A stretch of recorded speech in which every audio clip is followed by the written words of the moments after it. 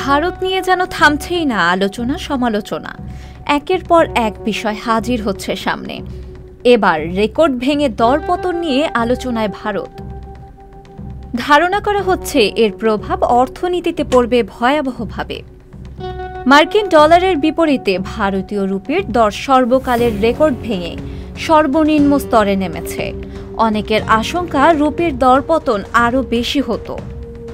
যুক্তরাষ্ট্রের সংবাদ মাধ্যম রয়টার্স এর এক প্রতিবেদন থেকে জানা যায়, ৩রা ডিসেম্বর ভারতের প্রতি ডলারের বিনিময় মূল্য বেড়ে ৮৪.৭৪ রুপিতে পৌঁছে যায়।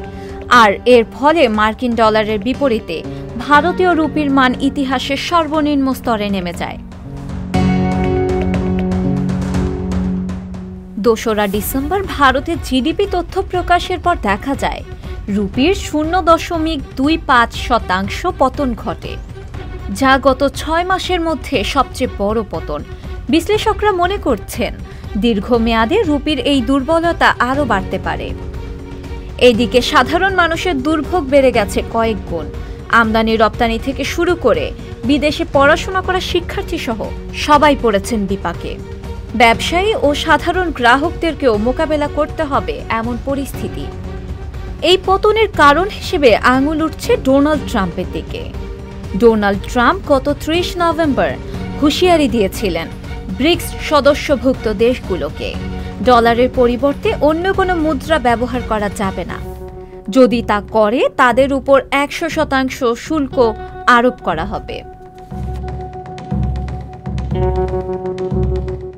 এছাড়াও ভারতের শেয়ার বাজার থেকে বিদেশি বিনিয়োগকারীরা বিপুল পরিমাণ অর্থ তুলে নেওয়াতেই মূলত রুপির দরপতন ঘটেছে বলে মনে করেন ভারতীয় নীতি নির্ধারক ও আর্থিক বিশেষজ্ঞরা।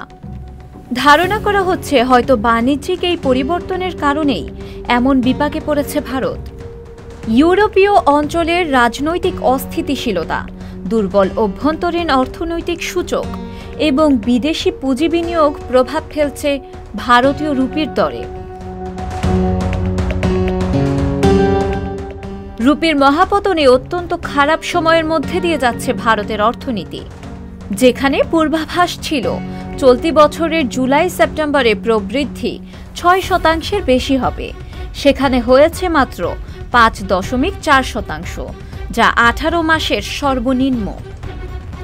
অর্থনীতিবিদ ধীরাজ নিম মনে করছেন ভারতের দুর্বল জিডিপি প্রবৃদ্ধি ও আরবিআই এর বৈদেশিক মুদ্রা রিজার্ভের পতন রুপির জন্য দুর্বল অবস্থার ইঙ্গিত দিচ্ছে।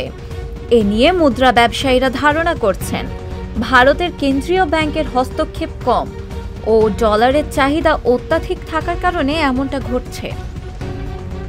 শিলা ইসলাম, সংবাদ প্রকাশ। সংবাদ, ফিচার ও অনুষ্ঠানের জন্য ভিজিট করুন সংবাদ প্রকাশের ওয়েবসাইট এবং যুক্ত থাকুন ফেসবুক পেজ ও ইউটিউব চ্যানেলের সঙ্গে।